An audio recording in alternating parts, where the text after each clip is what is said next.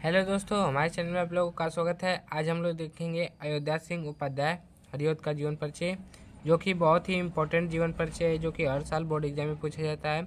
आप लोगों को इसको एकदम अच्छे से तैयार कर लेना है। अयोध्या सिंह उपाध्याय हरिऔध, इनका नाम लिख के अंडरलाइन कर देना है इसको स्केल से एकदम अच्छे से। और संक्षिप्त परिचय में 5-6 पॉइंट आप लोगों को लिख देना है, जिससे कि एकदम अच्छा लगता है। एग्जामिनर पूरे नंबर देते हैं। नाम क्या है? अयोध्या सिंह उपाध्याय हरिऔध। और जन्म 1865 ईस्वी। जन्म स्थान नियमताबाद उत्तर प्रदेश। माता का नाम श्रीमती रुक्मणी देवी और पिता का नाम पंडित भोला सिंह उपाध्याय। मृत्यु 1947 ईस्वी। नाम क्या है इनका? अयोध्या सिंह उपाध्याय हरिऔध। जन्म 1865 ईस्वी। जन्म स्थान नियमताबाद उत्तर प्रदेश। माता का नाम श्रीमती रुक्मणी देवी, पिता का नाम पंडित भोला सिंह उपाध्याय। मृत्यु 1947 ईस्वी। जीवन परिचय द्विवेदी युग के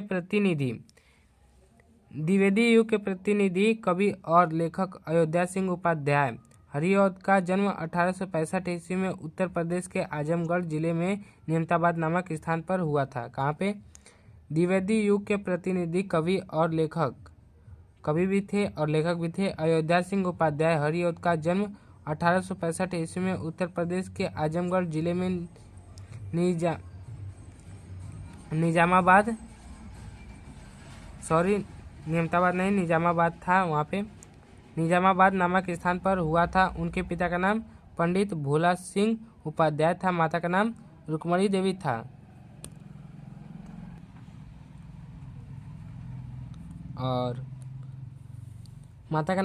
देवी था। स्वाध्याय से इन्होंने हिंदी, संस्कृत, फारसी और अंग्रेजी भाषा का अच्छा ज्ञान प्राप्त किया।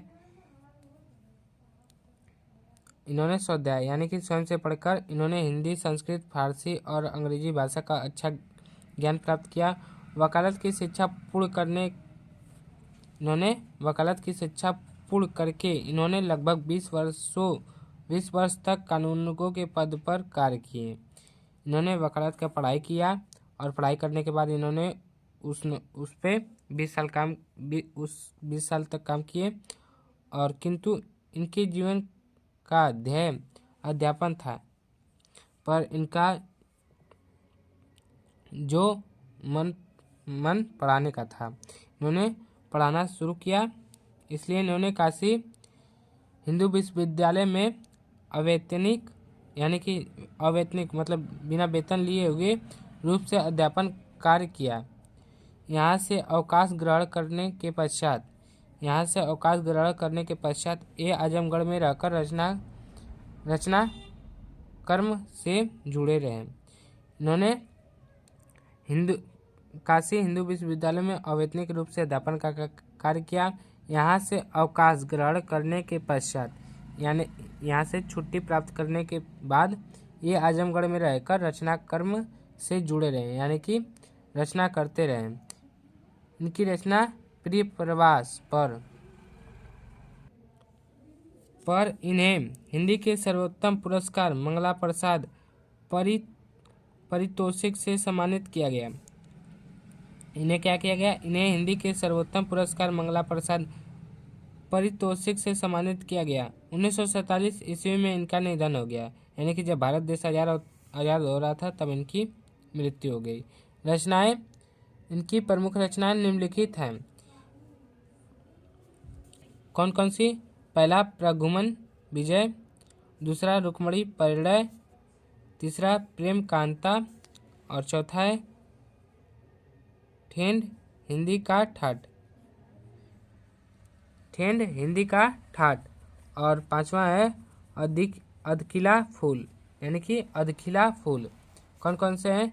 प्रघुमन विजय और दूसरा है रुक्मणी परिणय और तीसरा प्रेम कांता, ठेठ हिंदी का ठाठ और पांचवा है अधखिला फूल। इन सबको एकदम अच्छे से तैयार कर लेना है और बोर्ड एग्जाम है तो आप अच्छे से लिख पाएँ।